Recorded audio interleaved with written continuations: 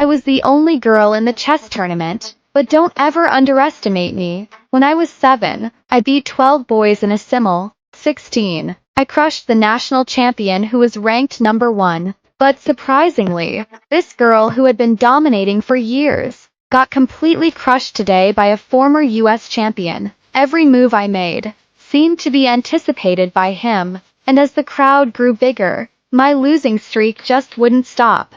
I ran back to my room angry, feeling like that brutal defeat erased all my previous achievements. I never expected that in the next day's match, I would completely change my losing streak and beat my opponent in just 30 moves. What's even more puzzling, he wasn't angry at all. Instead, he kindly offered me a drink, and even volunteered to be my training partner, cause my next match was against the world number 1.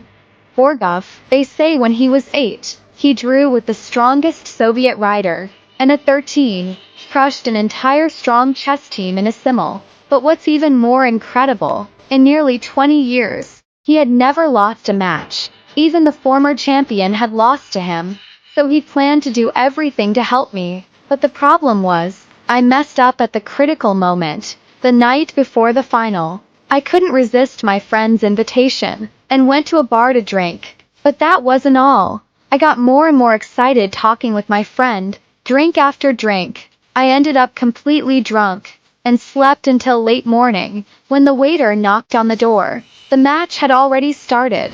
I ran to the hall barefoot, looking a mess, only putting on my heels when I entered the room,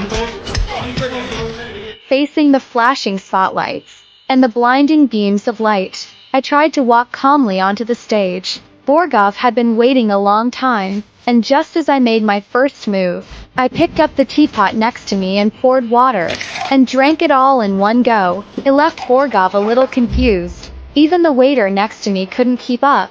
And what was more desperate, my small hands were already trembling. Even the strategies my friends prepared in advance, I couldn't remember any of them. And Borgov's aggressive moves, along with his cold, killing stare, made me feel suffocated. The intense frustration made me feel this wasn't a game, it was a blatant massacre. I knew I had ruined this match again. This crushing defeat hit me hard. I flew out of the city immediately, and went home. I drank at bars every day, and refused all calls from friends.